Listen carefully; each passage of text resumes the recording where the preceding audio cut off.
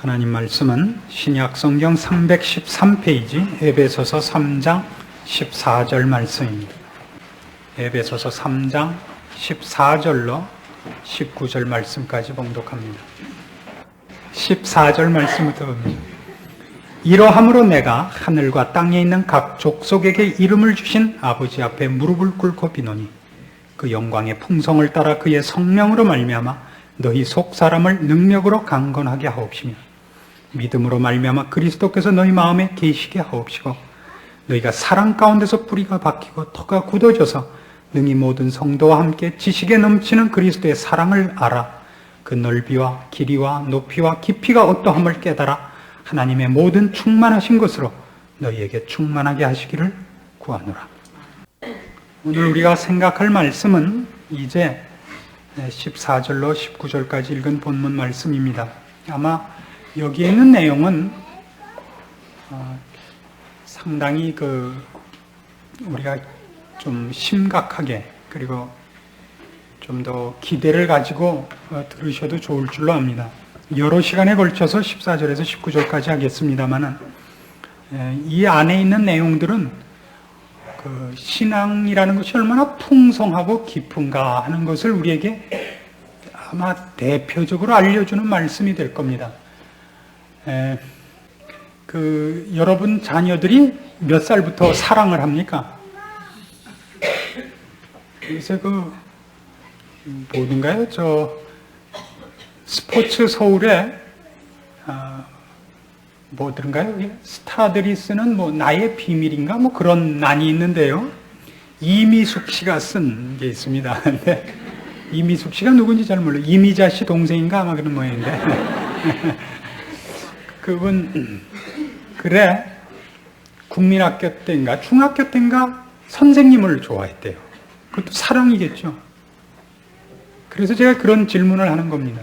몇 살부터 보통 사랑을 합니까? 그럼 몇 살쯤 돼야 사랑을 합니까, 그럼? 사랑이 맹렬한 것이 사랑이 깊은 건 아닙니다. 그렇죠? 다들 이상한 얼굴을 하고 있어서 계속을 못하게. 제가 말 잘못했다 집에 가서 부부싸움 날까봐 말도 잘 못하겠고. 사랑을 제일 맹렬히 하는 건 10대입니다. 10대가 제일 맹렬해요. 왜냐하면 그때는 실패하면 자살을 생각을 해요. 살인을 생각하고. 그렇지만 그때 사랑은 나중에 보면 다 뭐라 그러죠? 그때 사랑을? 다들 해보신 모양이에요. 그걸 사랑이라고 안 그래요. 풋과일이라 그러죠, 말하자면. 풋과일이란 건 다 익지 않았다는 뜻 아니에요. 언제쯤 돼야 알죠? 언제쯤 돼야 할까요? 사람 따라 물론 다르습니다만은 죽을 때까지 모르는 사람 있고 저같이 조금 조숙한 사람 있고 그렇게 합니다만은 살면서 인생이라는 것에 대해서 부부라는 것에 대해서 살면서 늘 다릅니다. 그렇지 않습니까? 성경 말씀에 있는 내용들 중에서 우리가 얼마나 쉽게 성경에 나오는 얘기들 사랑이니 믿음이니 승리니 이런 말들을 겁없이 쓰는 줄 아십니까, 여러분이? 물론 여러분들은 안 믿으시겠지만 제 쪽에서 보자면 죄송합니다. 이게 그냥 예를 들어서 그러는 거예요. 제 쪽에서는 여러분이 마치 10대 같으시다 이겁니다. 신앙적으로 볼 때. 물론 안 그런 분이 몇 분 있어요. 말하자면 우선 이 얘기를 왜 여기 와서 이렇게 시작하는가 하는 걸 이제 봐야 됩니다. 이제 기도를 합니다. 사도 바울이. 근데 이러함으로 내가 하늘과 땅에 있는 각 족속에게 이름을 주신 아버지 앞에 무릎을 꿇고 비노니 이것은 사실은 이 에베소서를 읽어보면 2장 22절에서 연결되는 것으로 보입니다. 참 성경을 읽으면서 그런 대목을 잘 보실 필요가 있어요. 사도 바울이 처음에 쓸 때는 3장 1절에서 14절 이하의 말씀으로 들어가려고 그랬었던 것 같이 보입니다. 말하자면 3장 1절 보시면 이러함으로 거기도 그런 말이 나오죠. 이러함으로 그리스도 예수 일로 너희 이방을 위하여 갇힌 자 된 나 바울은 하늘과 땅에 있는 각 족속의 이름을 주신 아버지 앞에 무릎을 꿇고 빈다. 이렇게 가고 싶어 보인다고요. 그 안에 있는 내용들은 3장 2절부터 13절까지 있었던 내용들은 어떤 의미에서는 다시 한번 앞의 내용들을 간추려서 이렇게 복습을 시키고 확인을 시키고 강조하고서 이 장면에 들어와 보인다 이겁니다. 그러니까 앞에 있는 말씀을 보면 무엇이었느냐 하면요, 19절 말씀 보세요. 2장 19절. 그 앞에 이방인과 유대인이 어떻게 둘로 갈라져 있었는데 예수 그리스도로 말미암아 막힌 담이 헐렸으며 하나로 묶여져 하나님 앞에 새로운 피조물이 되었는가 하는 얘기를 하면서 19절, 그러므로 이제부터 너희가 외인도 아니요 손도 아니요 오직 성도들과 동일한 시민이요 하나님의 권석이라. 너희는 사도들과 선지자들의 터 위에 세우심을 입은 자라. 그리스도 예수께서 친히 모퉁이 돌이 되셨느니라. 그의 안에서 건물마다 서로 연결하여 주 안에서 성전이 되어가고 너희도 성령 안에서 하나님의 거하실 처소가 되게 하여 예수 안에서 함께 지어져 가느니라. 그러므로 내가 하나님 앞에 무릎을 꿇고 비노니 너희가 이렇게 되고 이것을 알고 저것을 알기를 원하라. 이게 얼마나 자연스럽게 얘기가 맞아 들어가요. 근데 가운데 있었던 얘기, 즉 3장 2절부터 13절까지 있었던 얘기는 이 뒤를, 2장 뒷부분을 이어나가기보다는 2장 1장과 2장 초반부에 했던 얘기를 다시 한번 묶어주었던 얘기로 보인단 말이죠. 그리고 다시 일로 넘어가는 거예요. 그래서 우리가 기억해야 할 건 이겁니다. 사도 바울이 지금 상당히 그 애를 쓰고 있는 대목이 뭐냐면 성전이 되었다. 하나님께서 거하실 처소가 되었다. 이제는 하나가 되었다. 땡이다. 이렇게 얘기하지 않는다는 사실입니다. 거기까지 얘기들은 대부분 얘기가 우리가 우리의 힘으로 하나님과 발을 맞추고 손을 맞추고 그 안에서 협력하고 애를 쓰고 훈련받아서 할 일들이 아닌, 그것이 되어야 할 기초에 관한 얘기들, 어떤 의미에서 우리와 상관없이 하나님의 무한하신 은혜와 그의 계획 속에서 진행된 예수 그리스도의 십자가로서 드디어 우리에게 가능하게 된 기초 설명들이었단 말이죠. 이제 너희는 교회니라, 새로운 피조물이니라, 담은 헐어졌느니라, 너희는 이제 외인도 아니요 손도 아니니라, 하나님의 거룩한 나라요 권석이요 백성이요 그의 지어져가는 집이니라. 이거는 우리가 참여하지 않은 얘기들이란 말이에요. 우리가 만들지 않은 얘기, 우리가 요청하지 않은 얘기, 그리스도의 십자가로 말미암아 하나님의 무한하신 사랑으로 우리에게 이루어진 얘기들이었다면 그것을 그렇게 설명을 해서 이제부터 무슨 얘기를 하고 싶은 거예요? 결국은 14절 이하의 말씀을 하고 싶은 거란 말이에요. 그것이 무엇인지 너희가 이해하고 그것이 너희 것이 되고 너희가 그것을 누리고 너희 손에 잡는 일. 그러면 신자의 생활이란 결국 어디에 있어야 됩니까? 신자의 생활이라는 건 현실적으로 어느 영역에 있어야 돼요? 지금까지 이 얘기를 보자면 1장, 2장, 3장 어느 부분에 있어야 돼요? 3장에 있어야 맞지 않아요? 그러나 우리는 대부분 어떻게 생각을 하고 있느냐 하면 1장, 2장, 3장 초반부에 얘기한 것까지, 즉 하나님께서 예수 그리스도를 통하여 우리에게 하신 일이 무엇인가를 알고 그리고 또 그 얘기를 남한테 하러 가는 데에서 그치고 있단 말이에요. 무슨 말을 하고 싶은지 이해를 하시겠습니까? 하나님께서 예수 그리스도를 통하여 우리에게 베푸신 은혜가 무엇이며 사랑이 무엇인가를 사도 바울이 이 앞에서 설명한 것은 그 다음을 이제부터는 우리가 협력하고 순종하고 그 안에서 내가 나를 복종시켜 하나님 앞에 뒤따라가서야만 만들어내는 현실이고 미래적인 일들이 아직 있기 때문에 앞에 것들을 이렇게 기초로서 설명을 했단 말이죠. 다른 거 다 그만두고 에베소서가 몇 장으로 되어 있어요? 6장으로 되어 있는데 기초 설명은 3장 13절까지란 말이에요. 드디어 3장 14절부터 6장 끝까지 비로소 이 기초를 놓고 이제 우리에게 이것은 이렇게 해라, 저것은 어떻게 해라가 나오는 것입니다. 그럼 결국 우리가 현실적으로 신앙생활을 하면 몇 장이 있어야 되냐면 3장이 있거나 4장이 있거나 5장이 있거나 6장이 있어야 된단 말이죠. 그럼 우리는 보통 어디에 있다고요? 1장, 2장밖에 없어요. 큰 비극 중에 하나입니다.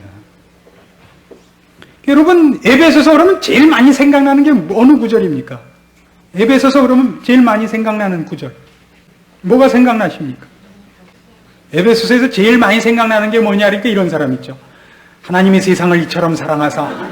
어디냐, 에베소서 3장 16절에 있다는 사람 있죠. 바로 그 앞에 읽었는데도 없는데. 뭐가 있어요? 에베소서에 제일 생각나는 게 2장 8절이에요. 에베소서 제일 많이 생각나는 건 이거 아니에요? 성령 충만을 받으라. 이게 언제나 제일 많은 거네요. 하나님의 전신갑주를 입으라. 에베소서 그러면 그게 먼저 생각나죠. 미리 앞질러서 뭐 이장이니 뭐니 입단 소리 하지 마시고 연필 굴리던 눈치가 남아서 그래요. 에베소서에는 훨씬 실천적인 얘기들이 있다고요. 근데 그 실천은 이 기초를 가지지 않고 얘기를 하면 방향이 틀린다고요. 그러나 지금까지 우리가 본 바와 같이 기초는 이런 부분, 이런 면에서 볼 때 3분의 1에 밖에 해당하지 않는다고요.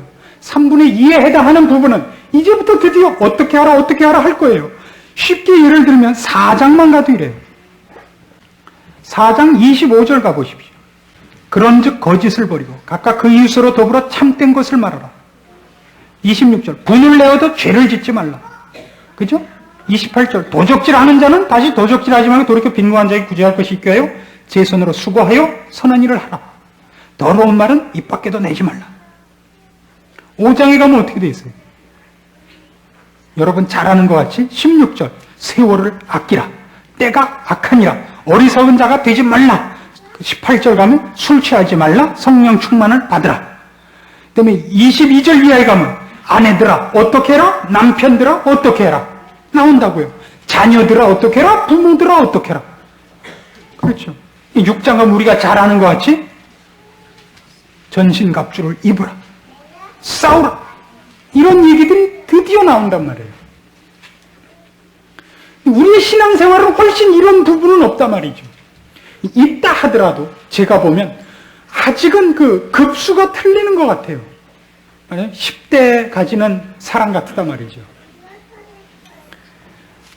우리가 이 에베소 3장 14절 말씀부터 이제 드디어 실천적인 대목에 들어가면서 맨 처음 기억해야 되는 것은 이겁니다.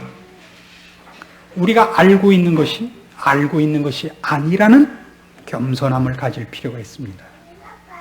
그 겸손이라는 것은 여러분이 갖고 있음에도 불구하고 자기가 갖고 있는 것을 나는 갖고 있다고 얘기함으로써 하나님을 불쾌하게 만들지 말라는 뜻이 아닙니다. 우리나라식으로 겸양지덕을 발휘하라는 뜻이 아닙니다. 실제로 모르고 있기 때문입니다. 인생이 무엇이냐를 여러분 중에 얘기할 수 있는 사람이 있습니까? 인생이 무엇입니까? 많은 철학자들이 여러 가지 정의를 내렸습니다. 인생은 나그네 길이라고 최희준 철학자가 얘기한 적이 있죠. 인생이 뭡니까? 그때마다 다르다고요. 그때마다 다릅니다. 여러분이 10대 때 생각했던 인생과 20대, 30대, 40대, 저같이 50대 와서 생각하는 인생이 다를 수밖에 없지 않습니까? 물론 영적인 나이를 얘기하는 겁니다. 그 사람이 인생을 어느 시점에서 무슨 욕심을 가지고 그리고 어느 영역에서 바라보느냐에 따라 또 나이와 상관없는 정의를 내리는 법이고 목표를 세우는 법입니다. 여기 있는 14절 이하의 말씀들을 우선 보십시오. 얼마나 재미있는 얘기들이 있냐면 16절 보세요. 그 영광의 풍성을 따라 그의 성령으로 말미암아 너희 속사람을 능력으로 강건하게 하옵시며. 여러분 이런 질문을 많이 받아오셨죠. 어려운 일을 당하는 사람에게 이렇게 그 어려움 당한 것을 위로해 주는 말을 들은 적이 있습니다.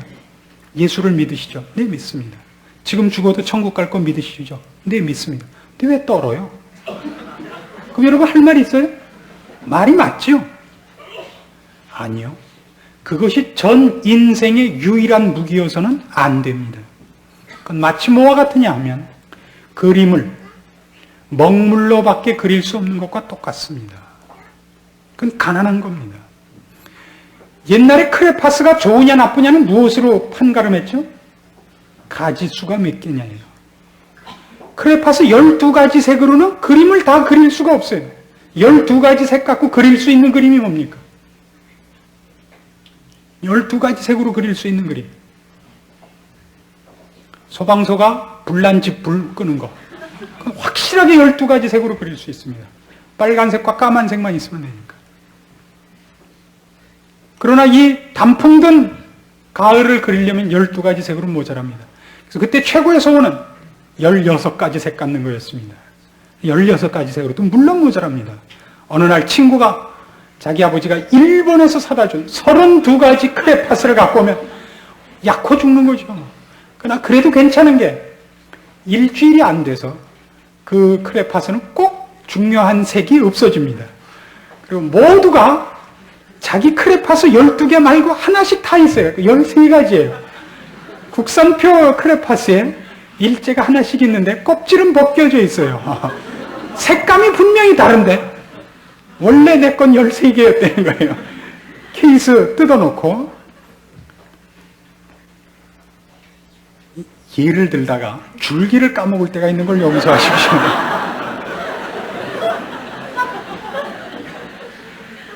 능력이라는 것, 그것을 지금 죽어도 천국 간다 이런 걸로 갖다 붙이는 것은 이렇게 얘기하는 것과 똑같습니다. 누구한테 책임을 맡겼는데 그가 약속을 이행하지 못했습니다. 너 이거 책임을 이렇게 안 지킬 수 있느냐 그랬더니 와서 한다는 소리야. 그럼 내가 죽으면 될 거 아니야. 그러는 거랑 똑같은 셈입니다. 너무 걸맞지 않은 답들입니다. 그래서 여기에 이제 중요한 힌트가 하나 있습니다. 왜? 분명히 앞에 있는 얘기들 중에 예수를 믿고 하나님의 사람이 되면 늘 등장하는 얘기들, 예수 그리스도가 우리 안에 계시며 우리는 이미 예수께서 우리 안에 계시기 때문에 능력의 사람이며 영원한 소망이 있으며 사랑을 맛본 자인데도 불구하고 여기 나오는 것 같이 능력으로 강건케 하고 믿음으로 말미암아 그리스도께서 너희 마음에 계시게 하옵시고 사랑의 뿌리가 박히고 하는 얘기들을 해야 되는가? 왜 그렇게 해야 되는가? 거기 이런 단어가 들어가면서 이 말은 붙어요. 내가 하늘과 땅에 있는 각 족속에게 이름을 주신 아버지 앞에 무릎을 꿇고 비는데 이런 것이 있기를 위해서 빌어요. 잘 보세요. 앞에 있었던 얘기들, 그러니까 14절 나오기 전에 있었던 얘기들 속에도 사랑이 있고 믿음이 있고 능력이 있습니다. 우리는 이미 그 누구도 손댈 수 없는 하나님의 백성입니다. 그의 권속이요 그의 사랑하는 자녀입니다. 우리를 손톱도 갖다 대질 못합니다. 악한 무리들이 우리를 향하여 어떻게 할 수가 없는 존재들입니다. 우리는 영원히 하나님의 자녀라는 자리에서 그 누구에게도 방해받지 않고 취소될 수 없고 타락할 수도 없고 말하자면 실패될 수 없는 운명의 자리에 와 있는 자들입니다. 우린 거기서 이미 능력을 얘기해도 좋지 않습니까? 그리고 그것으로 말미암아 이미 사랑을 나눠줄 수 있다고 얘기할 수 있지 않습니까? 우리는 이미 예수 그리스도께서 우리 안에 계신 사람인 것이 또한 사실입니다. 그렇지 않고서 아무도 예수 그리스도를 주라 시인할 수 없고 하나님을 아버지라 부를 수 없습니다. 그럼에도 불구하고 사도 바울은 여기서 다른 얘기가 아니라 우리가 뻔히 아는 얘기를 다시 요구하고 있습니다. 믿음으로 그리스도께서 우리 마음에 있을 것을, 성령께서 우리 속사람을 강건케 할 것을. 왜요? 왜 그래야 되죠? 우리가 알고 있다는 것이 우리의 실력이라고 생각하는 것만큼 우리한테 있어서 가장 쉽게 오해되는 것이 없기 때문입니다. 여러분 이번 축구를 보셨습니까? 얼마나 잘합니까? 그러나 우리 안타까움은 이겁니다. 왜 저걸 제대로 못 찾았나? 얼마나 기회가 많았어요. 우리가 옆에 서 있어서도 할 것 같죠. 그렇죠? 그거 얼마나 쉬워요. 여러분이 할 것 같으죠? 가서 한번 해보세요. 할 것 같은 것과 할 수 있는 것과의 차이가 얼마나 큰지 아십니까? 저는 옛날에 축구를 하면 누가 저한테 이렇게 얘기를 해줬어요. 볼 체이서래요, 저거. 90분 내내 볼을 쫓아다니는데 한 번도 제 발에 공이 닿질 않아요. 그런 경험 없으세요? 그거 이상한 일이에요. 저같이 열심히 뛰어다닐까요? 한 번도 공이 안 닿습니다. 꼭 공이 지나간 다음에 가요. 올 곳에 가 있으면 되는데 꼭 지나간 다음에 쫓아가니 세상에 공이 닿아요. 그래서 제가 확실하게 공을 차는 방법을 알았습니다. 뭘까요? 키퍼를 했죠. 키퍼를. 그러면 시합 중에 한 10번쯤 차요. 그렇지 않겠어요? 골킥이 많으니까. 그래서 골킥을 하면 하프라인까지 안 가요, 공이. 그래서 꼭 그것도 풀백이 차줬어요. 그나마도 못 잡았어요. 우리가 눈으로 보고 머리로 알았다고 해서 내 거라고 생각하는 실수는 뜻밖에도 자주 일으킵니다.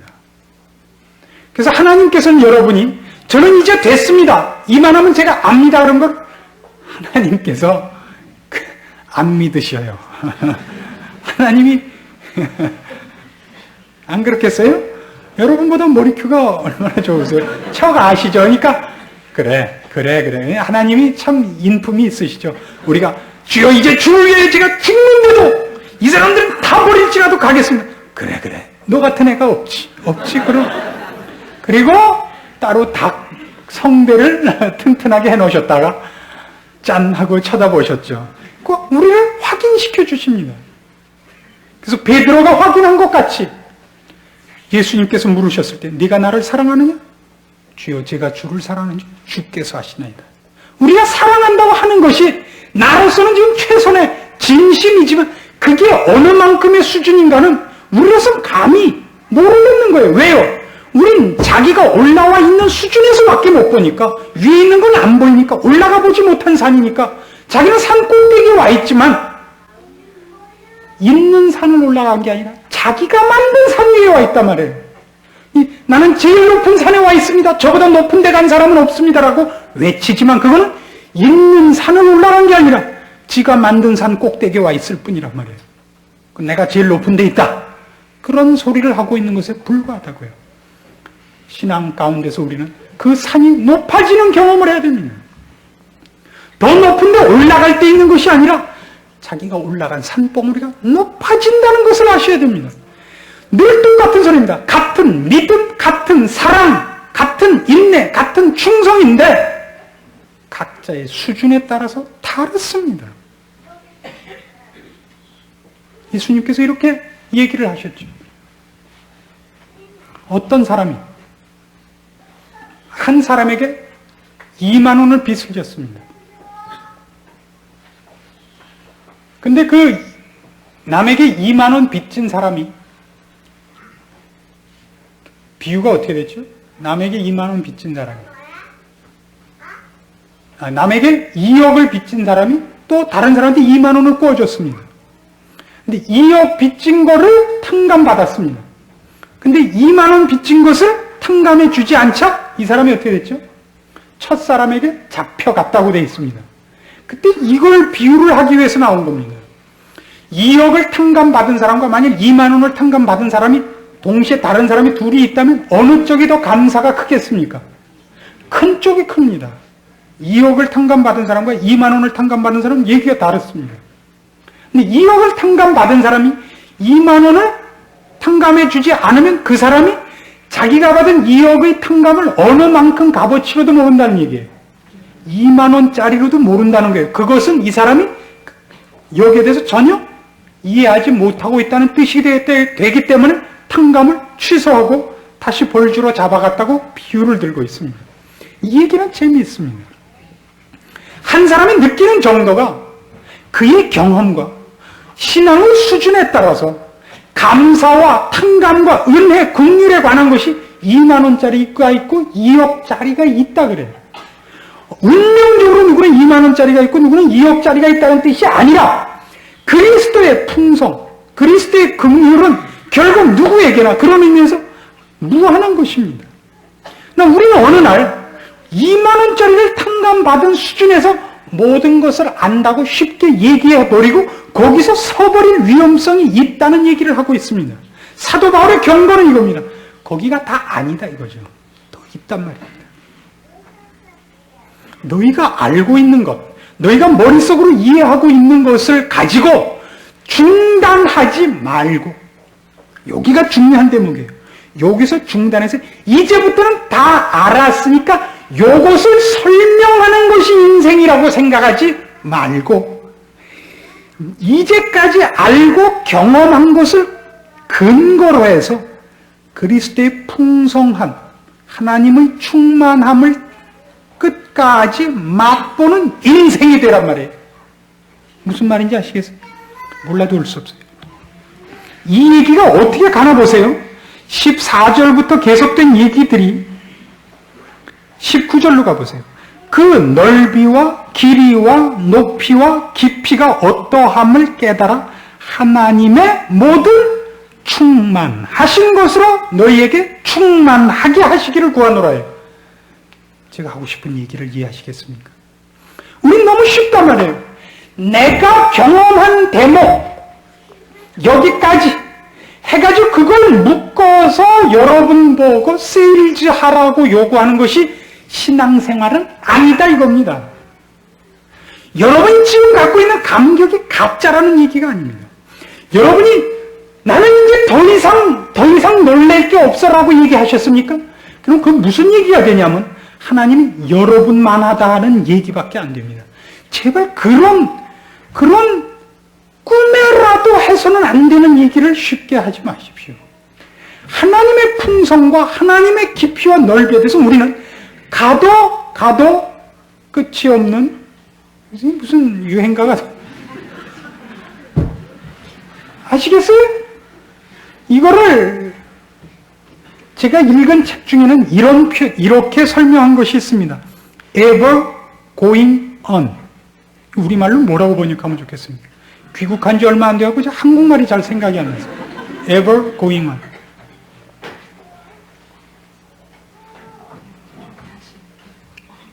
뭐라 그래야죠?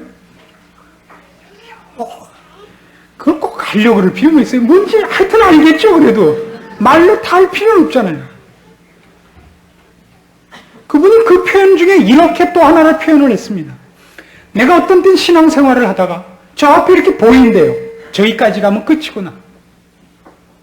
저기까지 가면 이제 내가 다 안다. 이런 보이는 데가 있대요. 그래서 거기까지 드디어 간대요. 그럼 거기가 코너래요. 끝이 아니라. 돌아보면 끝도 없이 또 저만큼 있는 거예요.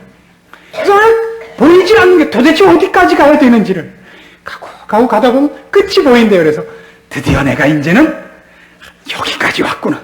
그러면 또 있는 거예요. 몇 바퀴를 돌아야 되게요? 끝과 끝이 닿으면 다시 원점으로 오게요. 한없이 돌아서 원을 그리며 나가는 걸 거예요. 그게 아마. 그렇지 않겠어요? 이렇게 각이 지면서 돌아 나가서 어느 만큼까지? 이만큼이요? 팔을 벌리면 어떻게 하겠다는 거예요? 그 짧은 팔을 벌려서. 그 얘기를 하고 싶은 겁니다. 여기 굉장히 중요한 얘기가 포함되어 있기 때문에 제가 이렇듯 서론을 길게 얘기를 했습니다. 여러분이 경험하신 것, 여러분이 기뻐하시고 혼자 갖고 있을 수 없는 것 좋습니다. 그런 것이 우리한테 무수히 있어야 됩니다. 그것이 여러분에게 끝이 되지 않게 하십시오. 그것이 여러분에게 믿음이라든가 사랑이라든가 인내라든가 어느 부분에 대한 벽이 되지 마십시오. 가장 실수하기 쉬운 것은 내가 갖고 있는 무엇을 주머니에 쌀 때입니다. 이렇게 포장을 하지 마십시오. 제발 부탁입니다. 싸면 큰일입니다. 싸면 그때부터 들고 다니면서 재기 시작을 합니다. 누구께 더 긴가 잽니다. 누구께 더 무거운가 잽니다. 증인이 된다는 것은 여러분이 경험하고 여러분이 깨우친 지식과 어떤 감격들을 싸갖고 돌아다니면서 펼쳐놓는 작업은 죽었다 깨도 아닙니다. 신앙이란 뭐냐? 여러분이 맛보신 것이 지금까지 맛본 것을 되짚어 경험할 필요가 없을 만큼 풍성한 생활을 얘기합니다. 출애굽 사건에서 모세를 앞장세워 이스라엘 백성을 애굽에서 꺼내 광야를 통하여 가나안에 들어가자. 여호수아 앞에 하나님께서 이런 약속을 합니다. 네 발바닥으로 밟는 것을 다 네게 주었다. 그게 신자의 생활입니다. 이것과 비교하십시오. 광야 40년과 비교하십시오. 광야 40년 동안 그들이 다닌 땅은 다 자기 것이 아닌 땅입니다. 그것은 다만 방황하고 다만 피곤하게 다녀야 되는 땅입니다. 무엇이 있었음에도 불구하고 구름 기둥이 있고 불 기둥이 있고 만나가 있고 반석에서 물이 나오는 일이 있어도 거기선 돌아다니는 것이 자기 것이 되지 않는, 말하자면 감격스러울 수 없는 길입니다. 40년 동안 뺑뺑 돈 것이 소유하기 위한 땅도 아니고 소유해서 기쁠 땅도 아닌 땅을 방황했던 것을 기억하십시오. 신앙에서 가장 위험한 싸움이 이런 싸움일 수 있습니다. 굶어 죽지 않습니다. 무엇이 헤어지지 아니하고 발바닥이 부르트지 않습니다. 그것이 하나님이 목표하신 신앙생활은 아닙니다. 홍해를 찍어갖고 다니면서 증거하는 날이 아닙니다. 홍해는 다만 건너와야 되는 것이죠. 만나도 광야를 통과하기 위해서만 필요한 겁니다. 드디어 정작 필요한 것은 가나안입니다. 그건 젖과 꿀이 흐르는 것이요, 내가 밟는 곳마다 내 것이 되고 내 집을 지을 것이요, 내 처자식과 함께 살 것이요, 포도나무를 심고 거둘 것이요, 찬송하고 감사할 내 땅, 내 곳입니다. 밟은 것은 내 것이 되고 밟을 것이 내 것이 되는 그런 것입니다. 우리 신앙은 뜻밖에도 현재와 미래가 없는 식으로 지금 정립이 되고 있습니다. 이것은 아주 두려운 모습입니다. 이게 그리스도께서 우리를 위하여 죽으셨습니다. 그래서 여러분의 삶을 바꿔놓으셨습니다.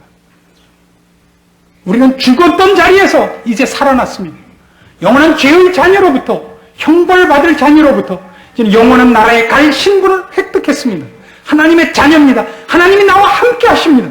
하나님이 나를 사랑하십니다. 누구도 손 못 대게 하십니다. 누구도 하나님의 손에서, 그리스도의 손에서 우리를 빼앗을 수가 없습니다. 그래서요, 그것 공책에 써갖고 다니면서 다른 사람한테 읽어주지 말라 말입니다. 그것은 여러분들이 경험한, 구약 성경에서 모든 구약 백성들이 경험한 것 같이 홍해 사건이고 10가지 재앙 사건이고 만나고 구름기둥 불기둥에 불과한 것입니다. 그것을 근거로 해서 요단강을 건넜음에 여러분이 걸어갈 신앙 생활이 있어야 됩니다. 그리스도를 의지하고 그가 우리에게 힘주시는 힘으로 하나님께서 요구하는 삶을 살고 부닥치는 매일매일의 사건과 삶 속에서 하나님 편을 들어 하나님의 영광을 드러내기 위해 여러분 보고 억지로 피 흘려 싸우라는 얘기가 아닙니다. 여러분의 축복이요, 여러분이 마땅히 경험하고 소유하고 누려야 할 신자의 생활로서 약속되어 있는 것입니다. 여러분 앞을 여호와의 군대 장관이 칼을 들고 앞서 나가고 있다는 걸 잊지 마십시오. 우리의 비극은 아무도 가나안에서 전투를 하지 않고 싸우지 않고 있다는 사실일 겁니다. 신앙생활이 뭐라고 생각하십니까? 이미 있었던 얘기를 해오는 것으로는 사실은 너무나 부족한 겁니다. 그건 너무 가난합니다. 여러분의 자녀가 서울대학을 들어가면 얼마나 좋습니까? 서울대학교 지금 4학년이십니까? 지금도 여러분 4학년 된 자녀에 대해서 이렇게밖에 할 말이 없죠. 그때 우리 애가 학력고사 320점 맞아서 서울법대를 들어갔어. 지금도 그 얘기를 해야 되면 그게 뭐예요? 서울법대 4학년이면 지금 자랑할 건 뭐예요, 그럼? 사법고시 패스했어, 그래야죠, 얘기가. 어떻습니까? 지금도 노트만 착 펼치면 비닐로 종이에 싼 합격 통지서가 있어요? 얼마나 가난한 거예요, 그건. 그때 감격해서 펄쩍 뛸 때 찍어놓은 사진, 그날 가서 먹은, 한일관에서 먹은 음식 영수증, 이런 것이 전부예요. 이런 게 어디 있어요, 세상에. 하나의 합격은 그 다음에 더 풍성한 것을 위한 한 문이었을 뿐인 겁니다. 거길 들어가서 그 다음 쌓은 것이 있어서 그것 때문에 그것은 이제는 기억할 필요가 없는 것이 되어야 됩니다.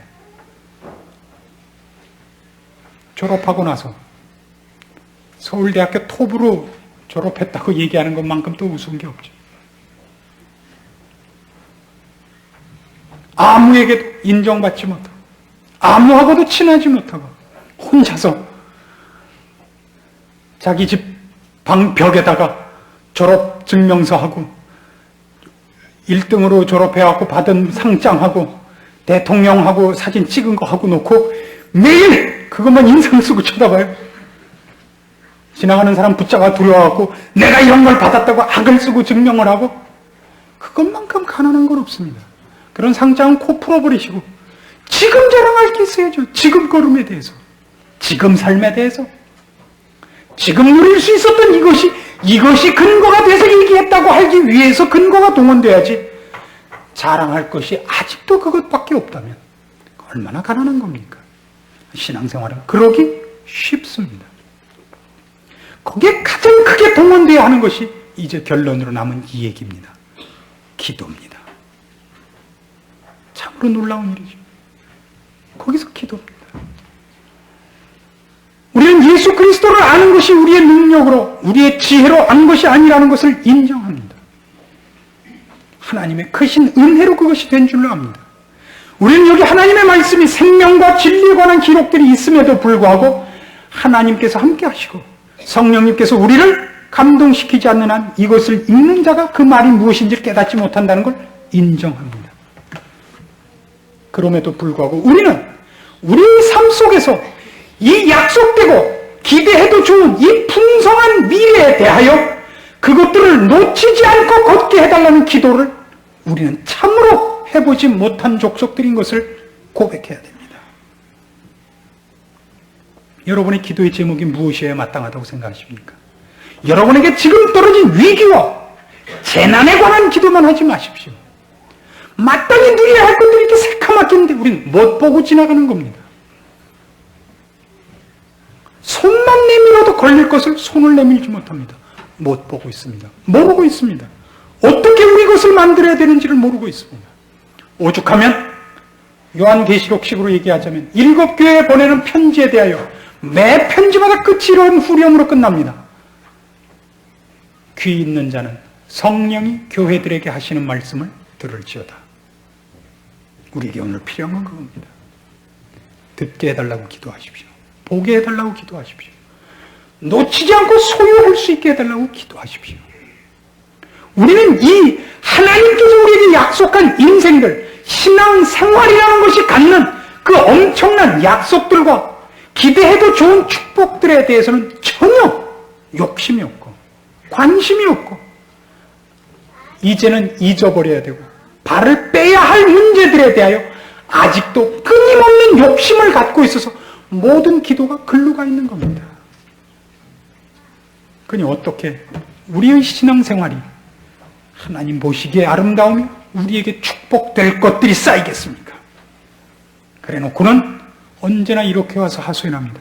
이상하게도 하나님은 내 기도를 안 들어주세요. 마땅하죠. 기도할 줄을 모르기 때문입니다. 하나님을 가난하게 만들지 마십시오.